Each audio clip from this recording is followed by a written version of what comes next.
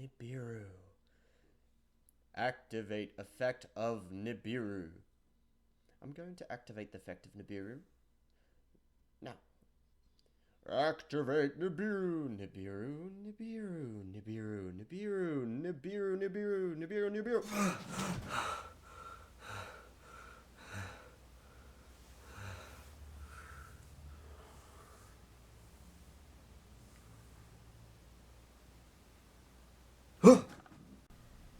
Activate effect of Nibiru. No!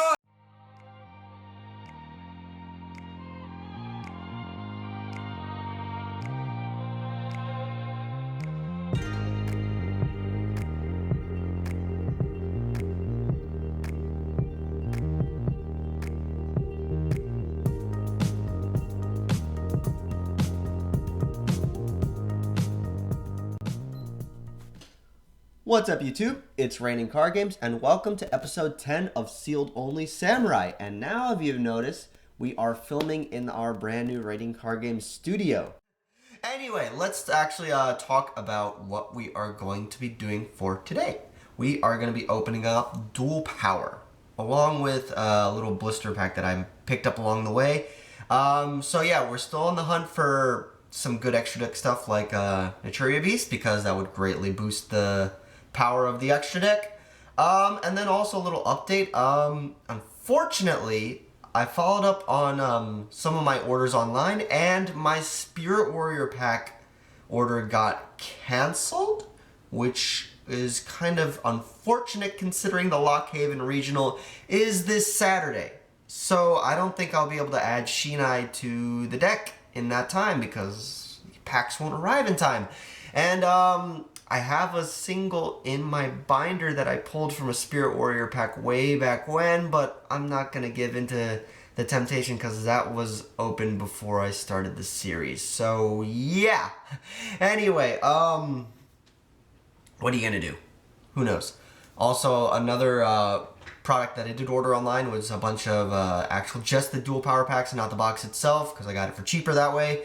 They got some weird stuff happened in the mail, so hopefully they'll be in soon, but I don't know when, so I'm not going to rely on that prior to the regional. If they come in before then, great. If not, I have some other product ready waiting to be opened, so hopefully it'll all work out. But anyway, enough of me talking right now. Let's go ahead and open these packs. Alright, so let's go ahead and get right into the opening. Let's just get these blisters out.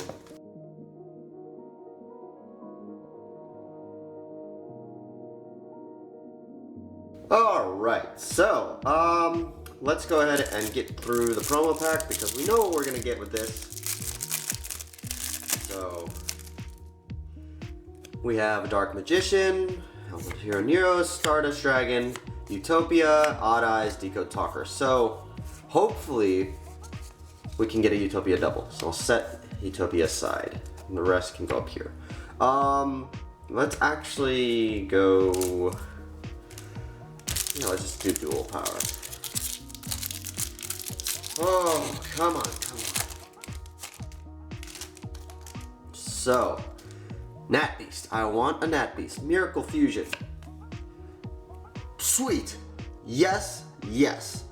Double or nothing. We have one piece. Now we just need Utopia double. Thunder Dragon, Storm Mech, Link Disciple, Odd Eyes, Advanced Dragon. Okay. Come on. We are almost there. We just need one card for the Utopia double play. Dark Magical Circle. Circle. Cleavefort Genius. Platinum Gadget. Performance. Okay.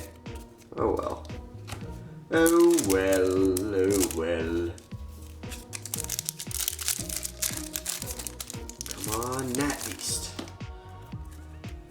Tactical Exchanger. Star Seraph Sovereignty, Ghost Ogre and Snow Rabbit. Okay, not bad. Decode Destruction, Double by Dragon. So we'll set the Ghost Ogre aside. Let's move you guys over here, and let's go into our next Duel Power. Come on, come on, come on, come on.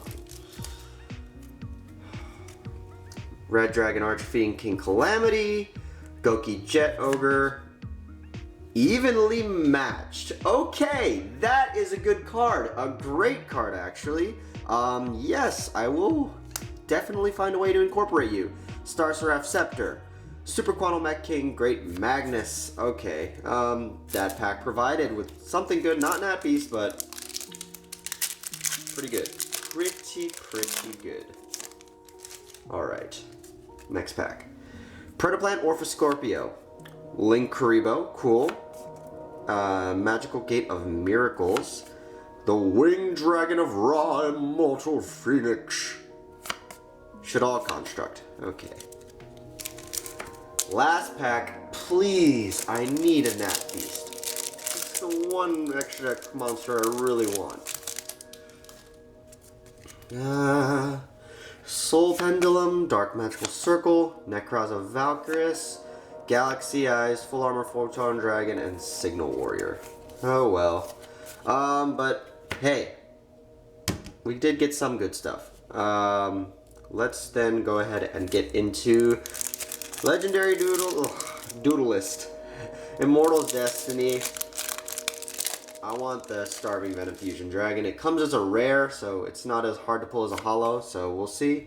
Gimmick Puppet, I can't talk today. Gimmick Puppet,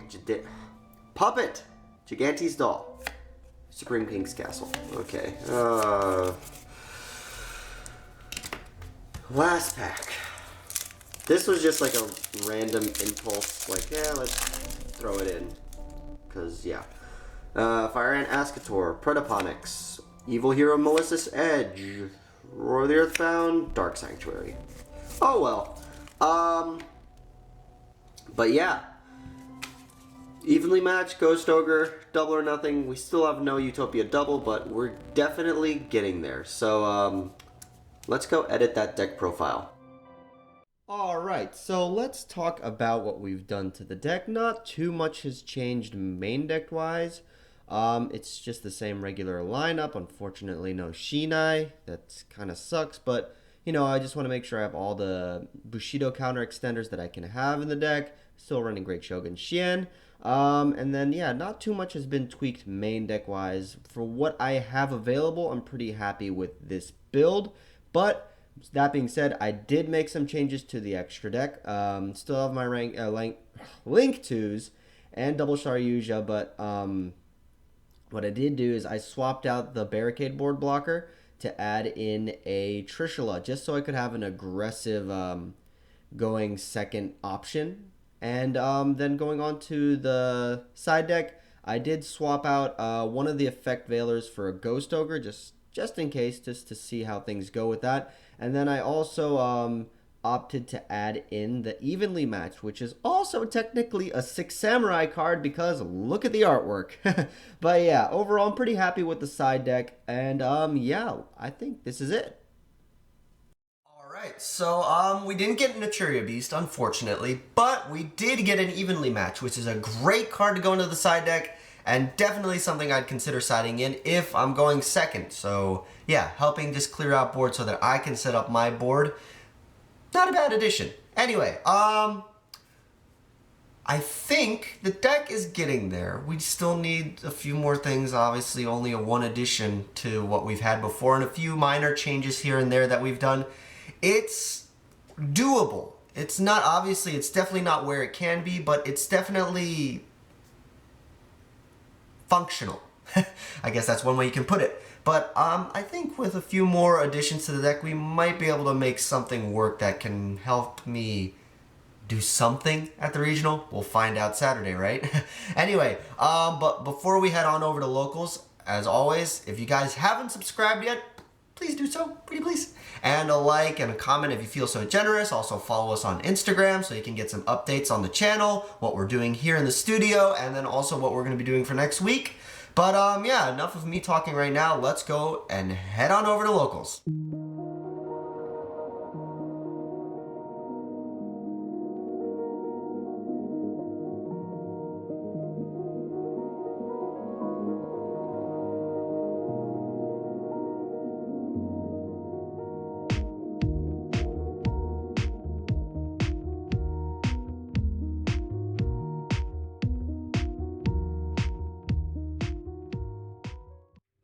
Alright, so unfortunately I got no gameplay footage from this week at locals, but in place of that, I will just do a quick kind of like a game state, a how-to gameplay of what my current end board is and how to get to it. Obviously that may change with openings like the OTS pack and also the opening before the regional, but overall I'm pretty close to what I can get to as an end board at the best of my ability with what I've pulled so far. So I'm just going to share with you guys that. Before we do, let's quickly talk about how I did at locals.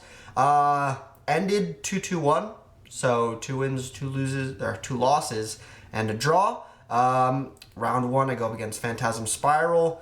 That ends up 1-2. So back and forth, it's just the matchup and what I had cited wasn't really, catered towards something like Phantasm Spiral Dragon. So I was able to go with the best of my ability, but ultimately, like game 3, it was just going back and forth until I couldn't come back from his, disrupting my board. In round 2, I go up against Stun and I take that 2-1. Thank God I won the dice roll because, having all your plays shut down and being Storing Mirror Force, Solemned everywhere. That's kind of what happened game 2 when I had to go second. But, just setting up the negates, clearing out the back row with Tornado Dragon, and then also having Shien to negate, and then Great Shogun Shien to limit to only 1 spell trap. So, those stuff definitely helped in the stun matchup. Round 3, I go up against the strongest deck of the format, Striker Orchest. Win game 1 with my board, able to shut him down. Game 2, we go back and forth a bit, but he takes it with 4 Orchest combo and everything. Game 3, we draw. I go first, set up my full board, and then his turn he plays, but then time strikes, so no one's lost any life, draw. But considering I just went up against the best deck of the format and held my ground, yeah, I'm pretty happy with that, how the deck performed against it. Round 4 was a straight 0-2 against Salad. Game 1 wasn't able to do much. Game 2, it goes back and forth for a bit, but eventually I lose that one out. And round 5, my opponent drops, so I'm taking the win, even though it's kind of like a de facto win. Even in a tournament setting, that counts as a win, so I'm taking it. But yeah, I think the deck is okay. It's not perfect, but I'll take it. Anyway, let's quick open this. Okay. Can't really use it, but I'll take it. Anyway, let's walk through how I can set up my current board, and yeah. Okay, so let's look at what we can work with. Here's an opening hand. As long as we have something that holds Bushido counters, we can usually get off to our end board. So we're going to go ahead and normal summon Kageki. That'll get Kizan out. Kizan's effect will search a Hatsume, and then we'll go straight into our Azul. That's our opening play. As always, we'll add another Kageki to hand, and then we'll activate her second effect by sending our 4 equips, and which will bring out another Kizaru. So Kizaru's effect will search us again. We'll go ahead and add a Hatsume. I'm sorry, we added a Kageki earlier. And then we'll go into Battle Shogun. Battle Shogun, obviously, we're going to be digging for Gateway if we don't already have it. And then from this point now, it's starting to generate counters onto Gateway and to our dojo, and just advancing our game state. So at this point, we're searching our Kizans, our Grandmaster, and then we'll also want to go into our Shadow of the Six Samurai Shien. Because he's just a way to extend counters, and then also to activate his effect, we want to make sure we have less than 10 counters, so that way we can boost up the attack of this Battle Shogun for this current turn. But that's just another way to get more names on the board, because at this point we are building up so we can go into Saryuja. But before we do that, we want to make sure that we don't have any counters on Battle Shogun, so that way we maximize his use. We'll go into Saryuja, which will allow us to draw 4.